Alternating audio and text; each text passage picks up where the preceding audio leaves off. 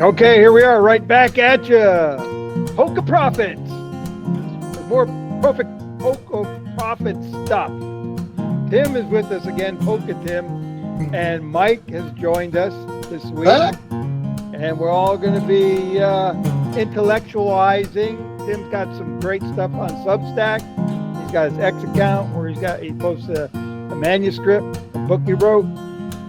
So definitely we'll put the links in the description. Check it out. Great reading, good information. Had a great show last week about Riot in a Can.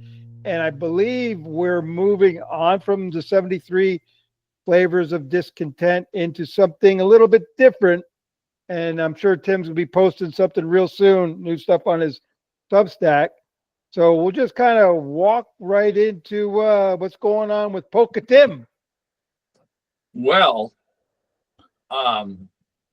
following through with our keeping an eye on what's going on around us with the riot in a can moment, as we explained, out of that riot in a can, the CIA and different agencies basically figured out over a long period of time how to manage the mob. And I think these are ancient arts on how to manage the mobs. And what happens, though, when the mob gets found out and the agencies that behind the mob get found out, it shifts gear away from mobs into terrorism itself. That's what we see. We see the mob getting together doing it. And after a while, the mob runs out of gas. They get exhausted. Then you have to rely on what I call the true believers to bring the message forward. So, what we're seeing now in that true believer moment is the whole Tesla thing. Right. That's what I was going to ask. Is it, you think so the whole Tesla thing. So it moves from a sort of a mob mentality with certain stratagems and, public things into direct action, which is kinetic, meaning you set stuff on fire, you do whatever. It's violent. It moves from nonviolence and peace and love and happy hands and happy hearts into something very violent. And the object is to scare people, to terrorize people. So what they've been doing, like the group that's doing it is very well funded, specific things. They're hacking everybody that owns a Tesla. They're threatening people that own that car. They're really bringing the terror down to buying an object that just last year they were the toast of the world. They were like the greatest thing that ever happened was let's everybody get a Tesla. I think Mike got a Tesla. Mike would like a Tesla. It's really, it gets into this whole thing of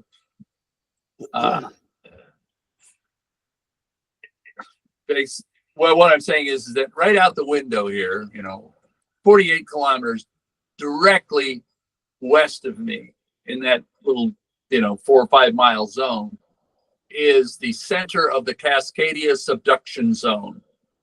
The Cascadia Subduction Zone is a zone that was really figured out in the last 20 years. And if you drive up and down the Oregon coast, you see all those blue signs that says you're in a tsunami zone, you're out of the tsunami zone, you're high, you're low, you're here, you're there.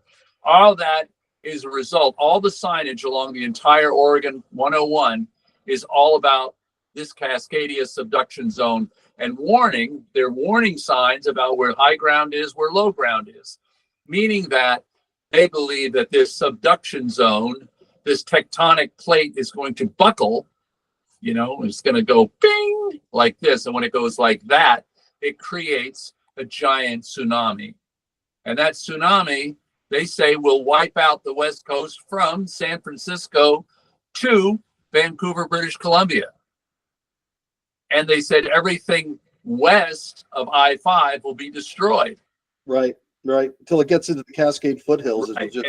And so in the same kind of wild moment that we're in that same kind of thing. Like there's all these ancient pressures that are just like you just can't calculate the craziness of the times. You know what?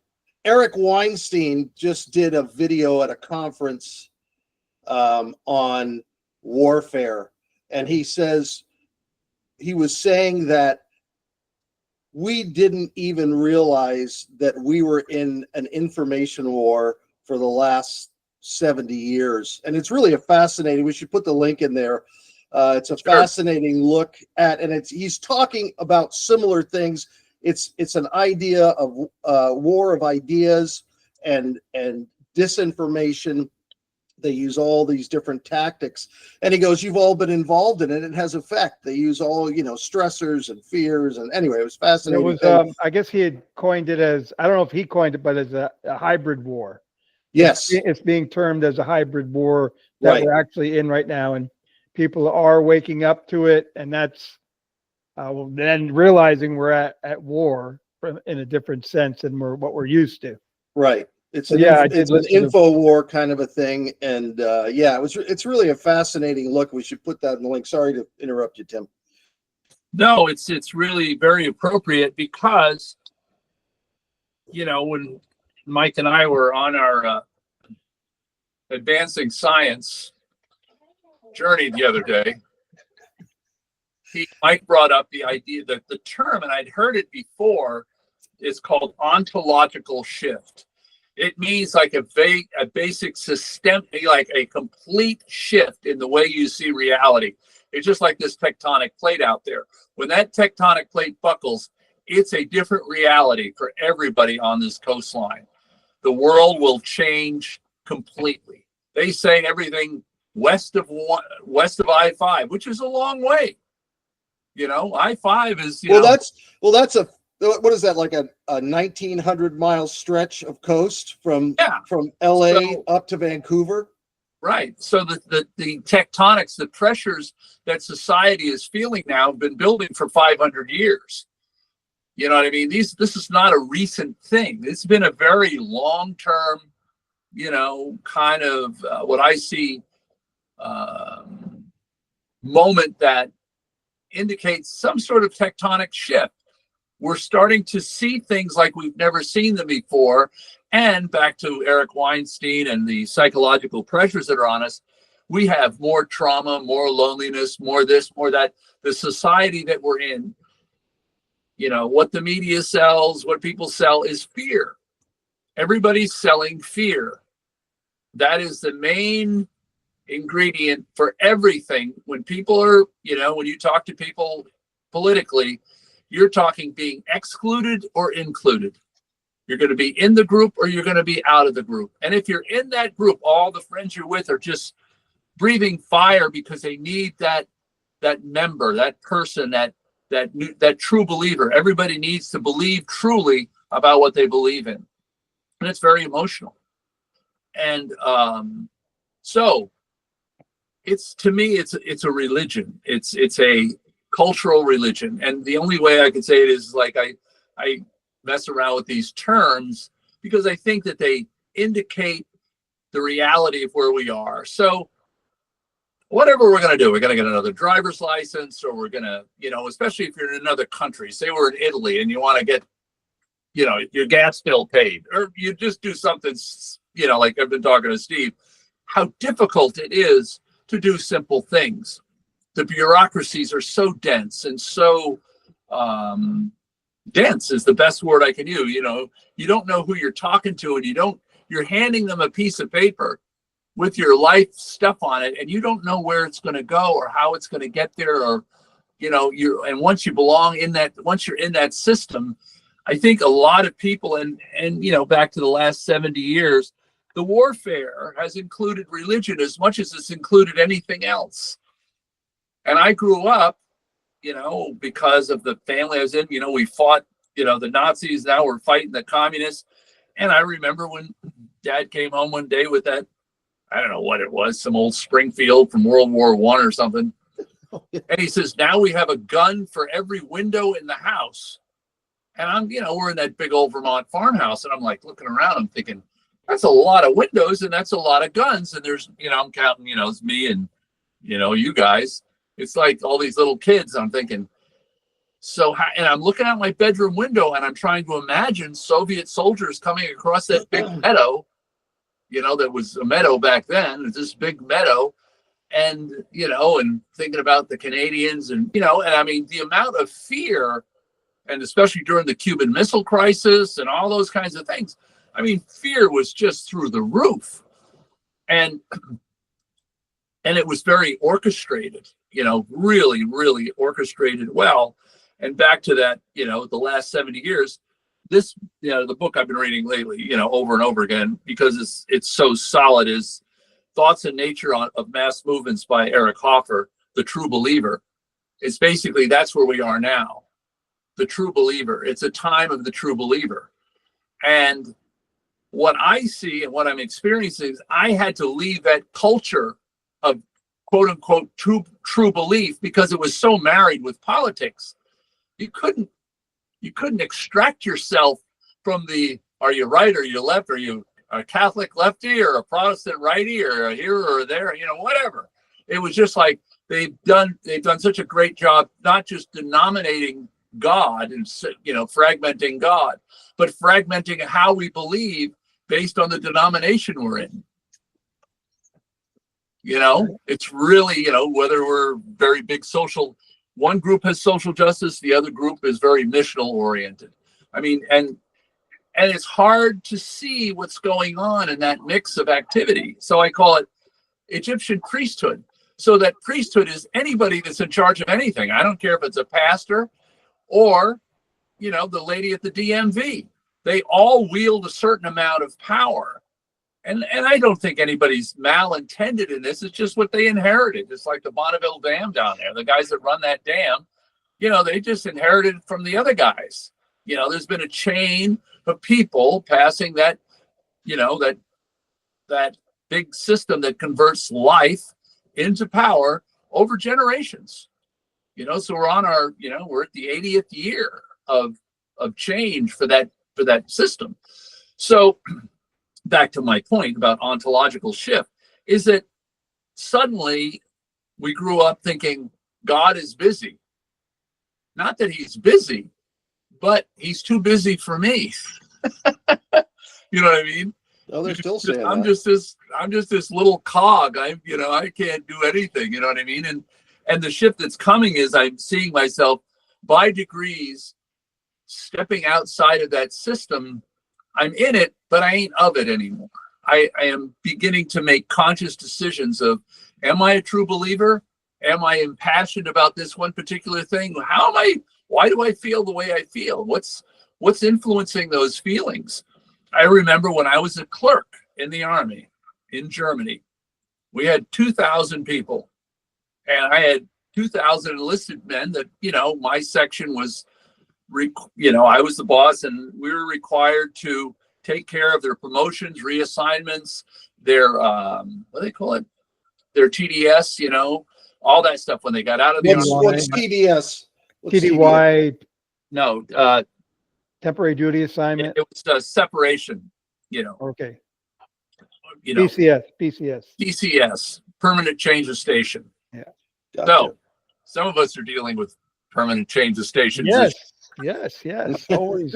All of us are always dealing with permanent change of station. So whether I we wanted to realize kind it or of not. flip it to the vernacular and the feelings and I was treated with great reverence by everybody. The D9s, the captains, the lieutenants, everybody knew you got to be nice to the clerks because they can lose paperwork as easy as they can find paperwork. It's sort of like, and they treated us very well. We had a lot of respect. They feared us. They wanted their permanent change of station. They wanted their promotions. They wanted this stuff done. They wanted to get reclassified into a different job or whatever it was. So, and I'm remembering those times. So when I talk about Egyptian priests, they treated me with deep respect because I had power over their life. There was a sense of, it was personal. And it was because it's your life, it's urgent. You want to get the things in your life you need done because there's a certain sense of urgency because it's going to affect the way you eat, the way you sleep, affect your future one way or the other. And so my point is that I am experiencing by slow degrees a shift in how I believe in God and all that stuff, that it's not part of our system in a weird kind of way. You know what I mean? We've developed a hierarchy and a chain of command and a bunch of stuff around this because it always keeps our emotions in check, in concert. the same emotions you have when you're quiet and you sit down at the DMV. It's the same emotion you treat when you go to church. You're quiet and you wait for your turn. You know what I mean? Everything is about you being, in the machine. You're in the machine. You're in the machine and you're doing it, and your expectations are on those levels with what I'm called this sort of priesthood of bureaucracy, and especially in hierarchical systems, the higher you go up in power, man, the more, the better it gets. You know what I'm saying?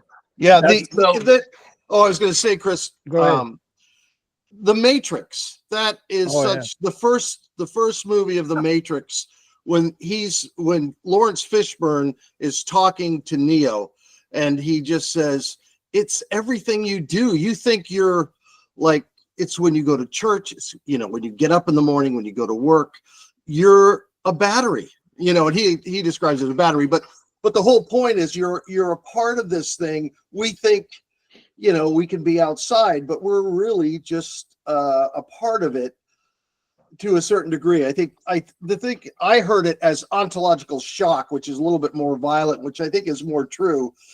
Yeah. When your basis of reality is totally taken away and you see things in a whole new framework, I mean, you might as well be moving to a country where you don't speak the language. Everything is different. But anyway, go ahead, Chris. I didn't need to cut you off there. No, you said everything I was going to say. Perfect. I do that. I just can't. And he said it better. That's he said it better. I would have said, you see that movie? What was the name of it? I can't remember it.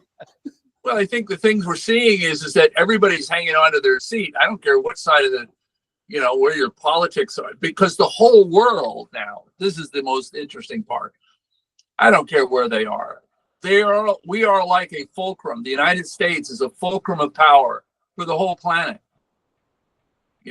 And so what's happening to us is happening to everybody. We're so tangled up. We have 900 military bases globally. That's a lot of bases. 900 is a bunch, and the cost and the amounts of money and the debt and, just all this stuff that is like this tectonic plate out here in the ocean. It's 80 years overdue or 100 years over, whatever. It's overdue because it's been fairly regular over the last 10,000 years. They've been able to measure these things. And so there it is out the window. I mean, I can, take the binoculars. They say you can see 60 miles from where I am. I can see the horizon. So basically I can see the area where that center is. So you'll let us know when it happens. Yeah, you'll be the first one we call, Chris. That's for sure. Why I'm here, I have binoculars here, so I'm gonna, and I have phone service, so I'm trying to get a contract. With Noah, you probably get it with USAID. With Noah as a forward observer. Yeah. In the Cascadia Subduction Zone Observatory. There you go. Well, I think it's really fascinating. I think it's really fascinating that this is being talked about. You have people like Eric Weinstein. I just watched a Joe Rogan episode with Bill Murray, which was really fascinating. Because I didn't, usually Bill Murray, everything's like, but it was very poignant. I mean, Bill Murray they were talking about the whole political scene and not trying to. They weren't talking about the sides particularly, but more about the tribalism that's happening within the groups. You're no longer, you don't see the other side as people anymore. They're a separate entity. Their humanity in a sense is gone, and you see them as stupid right wingers or soft liberals, or what I mean. You picked your tribe.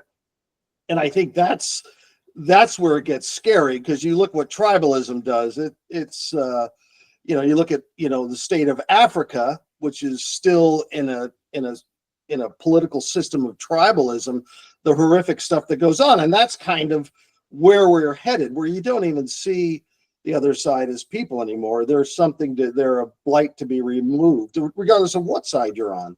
Instead of seeing like, oh well, we balance each other out and hold people's feet to the fire, not literally, but in a metaphorical sense. So anyway, it's a fascinating look, and I think a lot of people are starting to talk about it. So Yeah, I good. agree. I mean, I think a lot of people are waking up to it. I don't think it's something, it's not a new phenomenon. I think it's just something that, wow, we're in this weird system that we're, just kind of that waking up. And I think we talked about, Tim, in the last show about truth. I mean, really what it is people are the truth is being revealed. It's kind of been hidden for the past hundreds of years, I guess, or maybe, I don't know. Well, well, the thing is that, not the thing is that it's by degrees becoming more and more frustrated. We've been whipsawed this way, whipsawed that way. After a while, you start waking up to the strategy, back to the matrix, back to like suddenly he sees reality, and reality is very different from the blue, red pill reality or whatever it was. You know what I mean? His reality down there in that little submarine or whatever it was, eating gruel and, all that sort of stuff.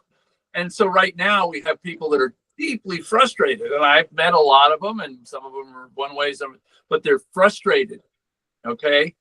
And their frustration is because of politics, and my point is that so a frustrated person is going to look for hope somewhere. Where is hope? I've got to find some hope.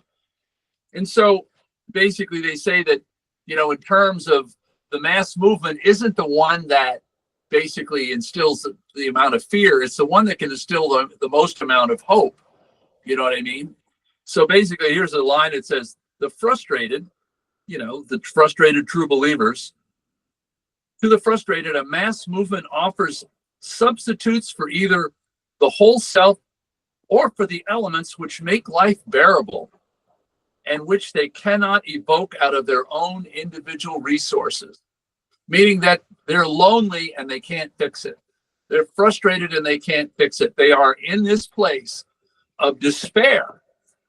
And that despair covers a lot of ground, and they've been able to fragment their despair. You're despairing medically, you're despairing politically, you're despairing economically, you're despairing in your family situations. So all these things begin to fragment the soul, and it becomes very difficult to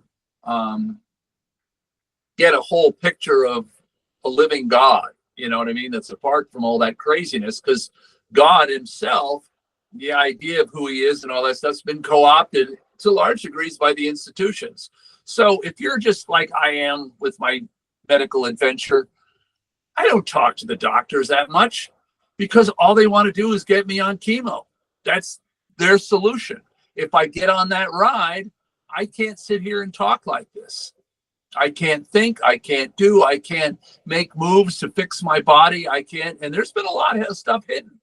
I mean, it's across the board. And what I'm seeing is the biggest thing that's been hidden is the nature of God. It's been so fragmented and so married to our empire, that I'm at a point now of what I call a happy, conscientious objection to a lot of stuff. I'm by degrees conscientiously objecting to more and more things that aren't peace, that have been dressed up as peace. They're not really peace. They're false hopes. They don't really have. So I've been on this path for a while and dealt some, some pretty heavy duty news and doing some stuff. Honestly, I was with a group of people last week. I felt like the healthiest person in the room. I lost 40 pounds. My brain is clear. Yes, I have some issues in my body that I'm tackling, but I'm holding the line. And I can tell I'm holding the line. And I'm learning these new technologies that we have. If we can figure them out, they are really powerful, because that's all everybody's using is just the information that's out there. There are some medical devices and some medical moves that I can't replicate. And I'm not, when I say chemo, there's people using chemo like laser surgery. That's effective. You like a welding torch. They're, isolating what's going on. They're curing what's going on, and they're doing it in different ways. Of course, that's not authorized in the United States,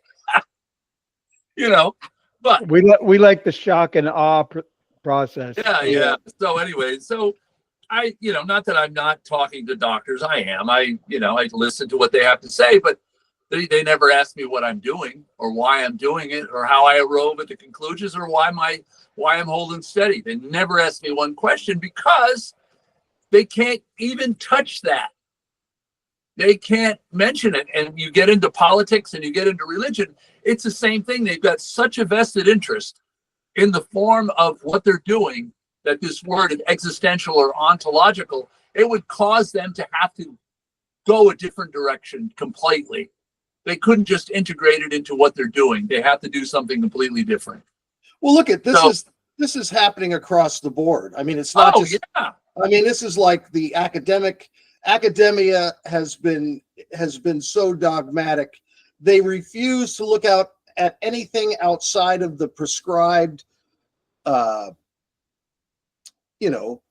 ideas that they're bought into. They teach on, your income. If you're a new teacher and you want to get a job, you have to teach certain things, and which is fair. I mean, reading, writing, but it's gone so far beyond that. Like they're saying, with archaeology, there's things that rattle the archaeological world, so they won't look at that. They just shut down Göbekli Tepe, which is a site with amazing information buried there that they literally said, well, we'll look at it. We'll look at it in 150 years.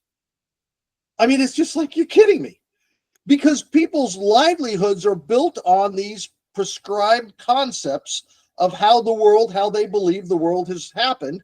They're teaching this stuff. They're getting paid to teach it. If they stop teaching it, they stop getting paid. So it's like, once you buy in, it's a serious thing to go a different direction. Anyway, go ahead, Tim. I'm sorry to. No, it's all relevant. I mean, we're all seeing something. You know what I mean? And using these words like the way you put it, ontological shock. I'm trying to say, I hope it's an ontological shift for me. That I'm, you know what I mean? Like, I'm shifting gears, I'm going here, and I realize it's going to be a shock anyway when it happens. Mm-hmm. But like a lot of things that bother us, if we're mentally prepared, we're spiritually prepared, it's not that big of a shock. Mm-hmm. Even dealing with what I'm dealing with. Would you guys carry on? I'll be right back. And we will carry on. Well, and I think, thinking about it, it's, a prayer, like the Jewish word shalom, is a special kind of, it's God's peace. It's not just a worldly peace, it's a quiet house, but it's a peace that you find in your spirit or in your soul, where you are at this level of peace that, like Tim was saying, you get this shock. It's just shifting your whole world. But if you're at that level of peace where you kind of just move through it. And I think that's kind of the key that we're discussing here is, trying to get to that level of peace. Yes, it's going to rattle you, change your lifestyle or whatever, but you can move through it without suffering a lot of post-traumatic stress from it. Well, I think the thing is, I think you're right. I think there's some people that look at, I mean, I believe it's like even having a hope, like there's something beyond this life.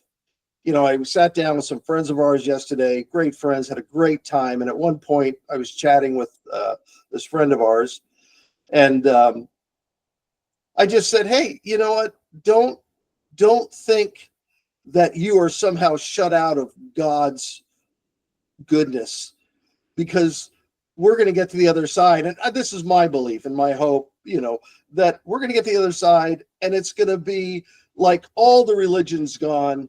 It's just you and this being, this entity. And there's going to be like this situation. Like, I don't think the average guy is going to be hedged out by the gift. The gift exceeds anything that's gone down so far. So I think that to me is very powerful.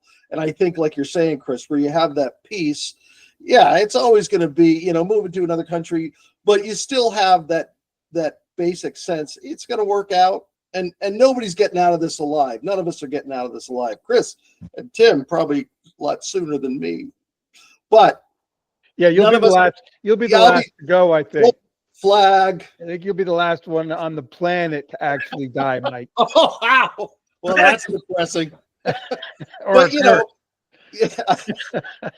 Well, I think that's the thing, though. I think we're going to be rattled. There is stuff being discussed today on some of these big podcasts that are so mind-blowing. This psychologist up in Seattle got a note from a lady in Mexico, somewhere like Mexico City, doesn't matter.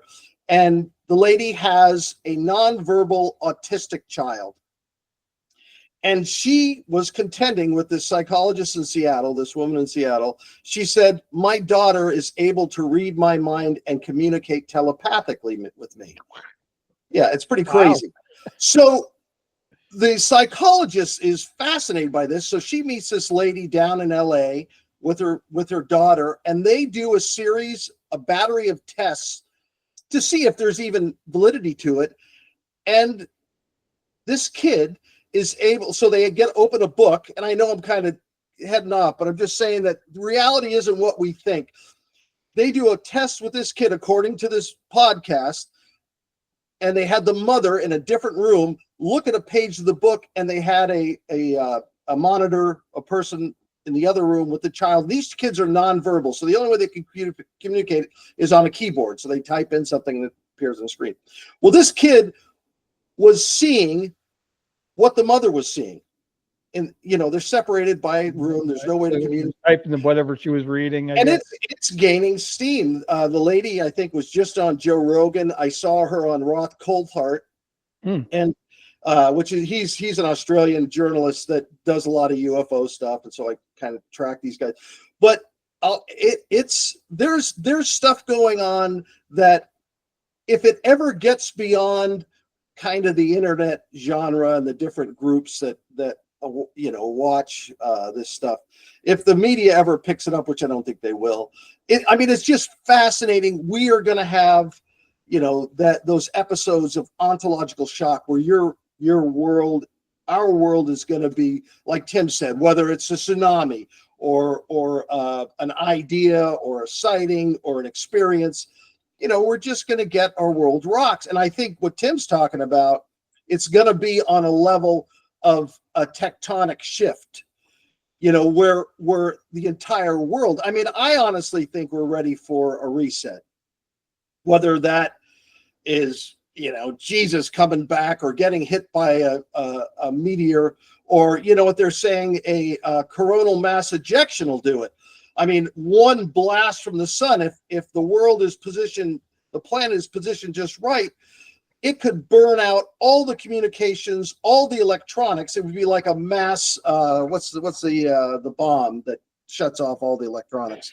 Nuclear or no, it's not a nuclear. Oh, the dirty bomb, the radioactive, or no, EMP. EMP. An EMP, it would be like an unbelievably giant EMP. I think we are in it, like it's like the Tower of Babel. We're building, and you get to a point where you're so exposed to everything, and I think possibly that's where we're headed. We're looking at some sort of tectonic plate shift, whether that is social. I agree, and from to me, it's always about me. You know what I mean when I say me.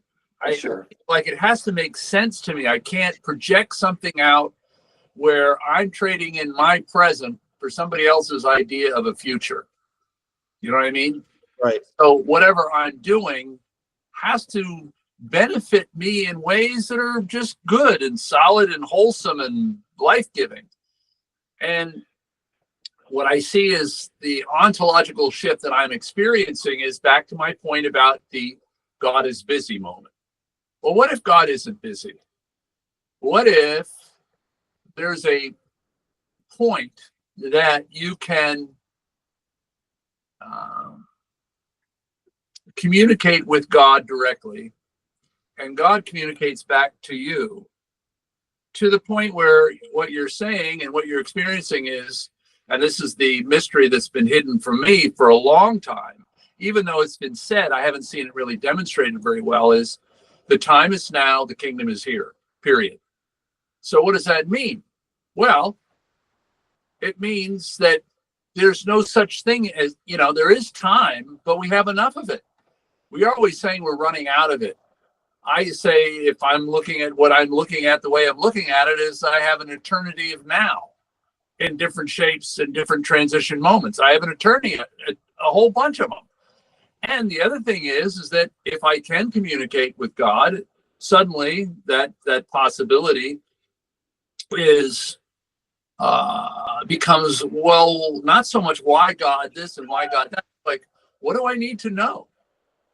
And what do I need to do? What do I need to know about today? What do I need to do? And so to me, the thing that's shaken up Western civilization as much as anything else is the notion that, the Christian notion. But I see it back to the thing is everybody's becoming tribal. We've always been tribal. In the Christian tribes, there's some people that believe in Jesus and talk to him and, kind of, but not all of them. It's not necessary to believe anything to become part of the Christian tribe. I'm part of an Irish Catholic tribe, a Bronx Irish Catholic ethos. Okay, it's its own little weird bubble of Catholicism. It's Irish Catholic, and lots of priests came out of Fordham, and lots of priests came out of Maynooth, all those kinds of things. And it's its own brand, and it's global. It's a heavy-duty, fierce, fighting sons of bitches, I'm telling you. You know what I mean? Fierce tribe of people. Now, some of them believe in Jesus, and this will be monumentally offensive, possibly, but it's not necessarily, you don't really necessarily need to believe in anything to become a Catholic or anything else. You can say you believe it, but not believe it. It doesn't matter. And are you trading in your present for somebody else's idea of the future? Or the time is now, the kingdom is here. It either is now, right now. And that's basically where I've been living lately, because it's the only place I can live with any kind of sanity. Because if I'm making long-term projections about things, I'm talking about unknowns. Hey, Tim, we want you to do 7 months of chemo. Well, what happens after 7 months? Well, we don't know, but most of the time people do pretty good. For a couple of years. I gotta interrupt, and go ahead. You guys gotta watch In the Land of Saints and Sinners. If you want to capture the mindset of the Irish during the 70s with the whole Northern Ireland and the British rule, Liam Neeson, and the kid that plays his compatriot is the kid that played the young king in Game of Thrones. He was the blonde-haired kid, the nasty, he's like 15 or 16 in the movie. Well, he plays the sidekick killer. It is so good. It's violent, it's nasty, but they capture this Irish kind of, where they come in and the lady comes in and kills this guy, and the mother comes out. She goes, "Go back to bed, love. There's nothing to see here. He's dead. There's nothing you can do. Go back to bed." And it's just like, oh man, that is like my growing up. Not that we're people murdered, but like crazy shit happens. And it's like, everybody go back to bed. We've got it handled. The bodies are laying around there. We'll clean this up, and tomorrow will be a new day. Yeah. But it's just, they capture the whole thing where people are guided by a strict set of rules.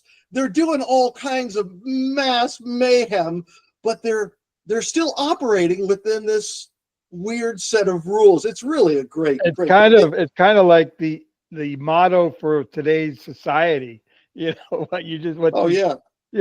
back to bed. Go back to sleep. And I mean, that's the thing. I think of that saying that arise, O sleeper, wake from the dead. You know what I mean? It's like this thing, wake up, wake up. I love that scene in the Cary Grant Doris Day thing where she walks in and he's dead asleep and she hauls off and smacks him in the face.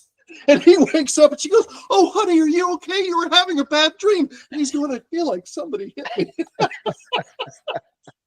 Don't give the audience any ideas. Oh yeah, it's a great scene. But anyway, Tim, go ahead. I'm sorry. No, I'm just saying that, in a very roundabout way, is that not roundabout, trying to be the kind of shift we're coming towards is is just, well, it's just like when they tell you got cancer. It shifts everything you got, everything you think. And other people, I'll have casual conversations. Well, they say we're all going to die. And it's sort of like a nice deflection, Yeah. Oh, we're all going to die. Well, you don't really believe that. You say that because it's an uncomfortable moment to talk with people that are actually in the throes of some sort of prescriptive, you're going this way instead of that way. So, but in the same way with faith and belief and everything else, there has to be, and what I'm experiencing, I mean, I feel, not like I feel, but the level of the quotient of peace with the challenges I have is very, very different than what I expected. I'm actually having more fun, and I mean that in like not fun in fun ways, but just a greater appreciation for the life I lived. Yesterday, for the first time in my life, I spent the entire day working on art, painting pictures and designs, and I mean, just caught up in it. Like, man, I spent the whole day, and I've never done that because I was always discouraged from doodling and wasting time. Yeah. You know what I mean? And so I didn't do it like it, but suddenly I'm realizing that there's this kind of way of painting and seeing art that's different from everybody else's, and it's kind of fun and it's interesting and it's authentic. And so that's where we're getting at now, is that as we talk about this thing, I talk about Irish Catholics, I talk about Christian tribes. I'm seeing the world as it actually is for the first time in my life. We're all tribes, and I got to respect the tribes that are there. I can't just, backhand them that they don't know this, they don't know that. I can't do that. If they're, if they don't like whatever I like, well, that's okay, because it's them. They're sovereign. They get to believe what they're believing. And I can't lump them into a mass movement. I got to treat them like sovereign individuals, because when I start looking at people as mass movements, the Democrats, the Republicans, the whoever's, the Kurds, the Islamic, whatever, suddenly I'm dehumanizing that great big group of people into a cohort that I can rationally dismiss easily. System one is, hi, how you doing? Doing fine. That's system one. I brought up this thing we talk about terrorists, this lady, or Islamic people. She says, oh, they're all terrorists. Are they? Are all Islamic people terrorists? But that was her first reaction. Yeah. I said, I've been hearing stories about people, Muslims, that believe Jesus, and they're still Muslim. I said, how's that work? I said, I don't know. But what if they did? What if, all sorts of odd kind of things. And, for me, it's, the trajectory of moving out of understanding what Catholicism is, understanding that I am bound by, I can't get a conscientious objector status as an Irish Catholic, but I can get one as a Mennonite or an Amish person. Oh, lucky. You know what I'm saying? Think about it. Think about that. Put that in your pipe and smoke it. Well, no, I'm just saying that's the way it was. Yeah. I was growing, and I remember handling people that had conscientious objector status things. Whoop, you're Yeah, sideways there, Tim. Yeah, you're sideways. You lost a little bit of something. I had a phone call, somebody trying to call me. Ah. So anyway, but that's those kinds of issues about how we believe is going to be challenged. You know what I mean? How, is God on our side? What does that mean, God on our side? I mean, that implies this grand collective, that God hovering over a symbol, a flag, or something like that. I don't know if that's the way it works. I don't know. I agree with you, Tim. I think we need to, shift our thinking. And I think what you said about, we have an eternity of now is really a good way to look at life and deal with your current situation, and just at a level of peace, you move forward through your eternity of now. And I think Yeah. we'll kind of wrap it up with Mike closing us out with a very profound statement. A short prayer. Or short prayer, whatever you want. Something in No, that. I want to say, prayer dealing with the ontological shift. No, I want to just say, Tim and I went and had lunch at a Chinese restaurant the other day and had so much fun. For $10.50, I got more food than I have in probably 5 dinners. And we were sitting there just stunned looking at the food. And then on top of the lunch menu that Tim and I ordered each, Tim got 2 spring rolls, and they were the size of burritos. So we're looking at all this food. And anyway, I think we're all in for a surprise on a daily basis. I think we're in for surprises in the midst of all this stuff. And I think we're in for the, I think of the first line in Dickens, A Tale of Two Cities. It's going to be the best of times in the midst of the worst of times. And I don't mean, I think on a personal level, and I'm not talking, maybe it'll happen on a major social, on a social scale, but I think we're all headed for best of times, worst of times kind of scenarios in our lives. And so, yeah, I think it's just fascinating to talk about this stuff, and it brings up all kinds of imagery and ideas and different things. But yeah, so live long and prosper, mates. Yeah, I appreciate it. Thanks, Tim, for Tim. by and sharing. So Pleasure. I'm going to go make some. Hey, I found some tacos I can eat. Huh? What? Are they carnivore? What are they made of? What are they, slabs of steak shaped in a round? Slabs of steak wrapped in steak. Cow's tongue. Oh, the cow's tongue. Oh man, we can do a whole episode on cow's tongue. All right. Talking about cows. So driving 16 hours from Chicago to Island Pond, and there's Dad, and Steve brings in his wife and his 5 little girls, and here's old Dad with it. The girls want some tongue? 5 pounds of cow tongue.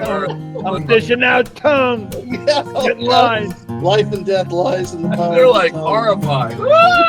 Yeah. I used to eat it. All right, people. Adios, amigos. Ciao. Take it easy, lads.